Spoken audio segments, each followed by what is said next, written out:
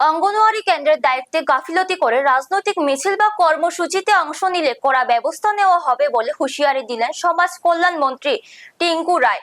অঙ্গনওয়াড়ি কর্মীদের নিজেদের দায়িত্ব সঠিকভাবে পালনের পাশাপাশি শিশুদের প্রতি বিশেষ নজর দেওয়ার আহ্বান জানান তিনি।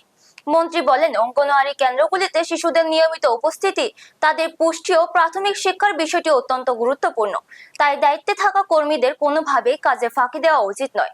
বিশেষ করে অঙ্গনওয়াড়ি কর্মীদের উদ্দেশ্যে বলেন, শিশুদের প্রতি আরো যত্নশীল হতে হবে এবং তাদের পড়াশোনা ও সার্বিক বিকাশের দিকে নজর দিতে হবে।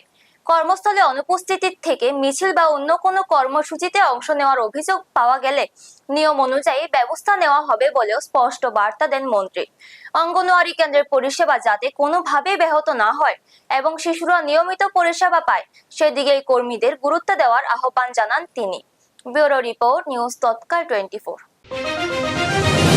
আমাদের সোশ্যাল ওয়েলফেয়ার সোশ্যাল এডুকেশন দপ্তরে শুধুমাত্র অঙ্গনওয়াড়ি নিয়েই আমাদের আজকের মিটিং। অঙ্গনওয়াড়ির অনেকগুলো বিষয় রয়েছে যেগুলো অনেক সময় আপনারা দেখেন আমাদের অঙ্গনওয়াড়ি ওয়ার্কাররা বিভিন্ন দাবি দাবা রাখছেন।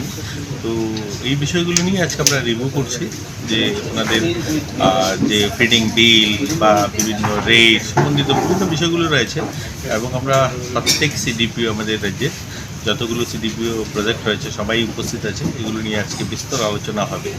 আমি আপনাদের মাধ্যমে আমাদের অঙ্গনওয়াড়ি ওয়ার্কার যারা আছে তাদের কাছে বলবো, দেখুন আপনাদের দাবি থাকতেই পারে, আপনাদের বিভিন্ন বেতন বৃদ্ধি, আপনাদের গ্র্যাচুইটি, এই বিষয়গুলো আপনাদের দাবি থাকা স্বাভাবিক, সেগুলো নিয়ে আপনারা আন্দোলন করবেন।